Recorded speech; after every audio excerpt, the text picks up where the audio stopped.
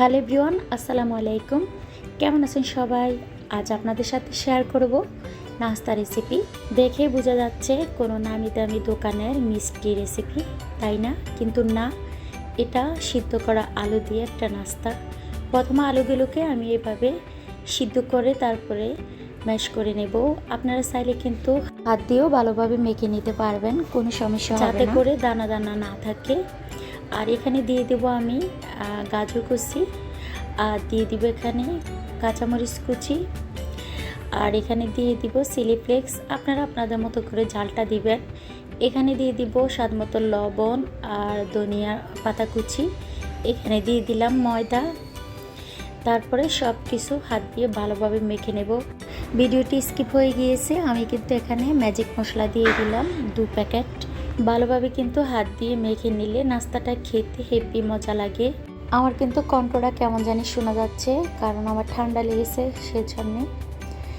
এই যে মাখানো হয়ে গিয়েছে। এখন আমি আপনাদেরকে শেপ দিয়ে দেখাবো। হালকা একটু আটা আমি হাতের মধ্যে এভাবে মেখে নিব, তারপরে শেপ দিয়ে নিব। আর তেল দিয়ে মেখে নিতে পারেন, কোনো সমস্যা নেই। এই যে আপনারা যদি দেখেন আটার গোলাটা একেবারে নরম, আলুর গোলাটা, সেক্ষেত্রে আপনারা একটু আটা দিতে পারেন বাড়িয়ে, সমস্যা নেই। একটু টাইট টাইট করে কিন্তু এভাবে রোলগুলো করে নিলে বেশি ক্রিস্পি হয়। এই যে দেখুন হয়ে গিয়েছে। এভাবে আমি কিন্তু 2 থেকে 3 রকম শেপ দিয়ে নিব। আমি আমার পছন্দ মতো শেপ দিয়ে নিয়েছি, আপনারা আপনাদের পছন্দ মতো শেপ দিয়ে নেবেন।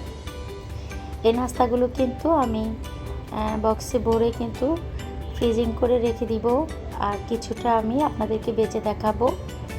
আর এখন আমি ময়দা দিয়ে একটা ব্যাটার তৈরি করে নেব পাতলা করে, যাতে করে আমার এই রোলগুলো বা নাস্তাগুলো কোট করতে সমস্যা না হয়, সেজন্যে।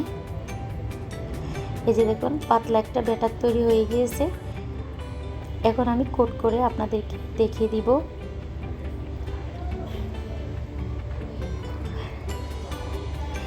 আগে থেকে আমি কিন্তু পাউরুটিগুলো ব্লেন্ড করে নিয়েছি। দেখুন, যেহেতু আমার ব্রেড ক্রাম্বস ঘরে নেই, সেজন্য আমি পাউরুটি দিয়ে কিন্তু কাজটা সেরে ফেলছি। এখন আমি একটা একটা করে পাতলা ব্যাটারের মধ্যে চুবিয়ে তারপরে আমি পাউরুটি দিয়ে এভাবে কোট করে নেব। আপনারা যদি সিম্পল কোট করতে চান, সেক্ষেত্রে একবার চুবিয়ে পাউরুটির মধ্যে কিন্তু এভাবে একবার লাগিয়ে নেবেন, তখন কিন্তু সিম্পল একটা কোট হয়ে যাবে। আর আপনারা যদি ডাবল কোট করতে চান, সেক্ষেত্রে কিন্তু এখন আবার আপনারা চুবিয়ে নেবেন, তারপরে আবারও ব্রেড ক্রাম্বসের ভিতরে বা পাউরুটির গুঁড়ার ভিতরে কিন্তু কোট করে নেবেন, তখন কিন্তু আপনাদের ডাবল যে কোট করা হয়ে যাবে, আর খেতেও কিন্তু বেশি ক্রিস্পি হবে। এই যে দেখুন এভাবে সবগুলো বানিয়ে নিলাম। এখন কিন্তু আমি আরও 2 পদ কিন্তু অফ ক্যামেরা বানিয়ে নিয়েছি। এই যে দেখুন এইভাবে বক্সে ভরে কিন্তু আপনারা 1 মাস ডিপ ফ্রিজে রেখে সংরক্ষণ করতে পারবেন। তারপরে নামানোর 10 মিনিট পরে কিন্তু বেজে নেবেন। স্বাদ ফ্লেভার কোনোটাই কিন্তু নষ্ট হবে না। দেখুন আপনাদেরকে বেজে দেখাবো। চুলার হিটটাকে আমি একেবারে লোতে রেখেছি, যেহেতু আমি পাউরুটির গুঁড়োটা দিয়েছি বা ব্রেড ক্রাম্বস দিয়েছি, সেজন্য কিন্তু অল্প আছে এইভাবে জাল করে তারপরে বেজে নিলে হবে। কালারটা একটু আসলে আপনারা বুঝে নেবেন যে আপনাদের নাস্তাগুলো হয়ে গিয়েছে। আর চুলার হিটটা যদি বাড়িয়ে দেন, সেক্ষেত্রে কিন্তু পুড়ে যাবে, ভিতরে কিন্তু ক্রিস্পি হবে না। এই যে দেখুন হয়ে গিয়েছে। এখন আমি তুলে নেব। আমার কিন্তু ভিডিওটি কেমন লেগেছে কমেন্টসে জানিয়ে দিবেন। ভালো লাগলে লাইক কমেন্ট শেয়ার করে দেবেন। এই যে দেখুন কতটা ক্রিস্পি। আজ এ পর্যন্ত, সবাই ভালো থাকবেন। আল্লাহ হাফেজ।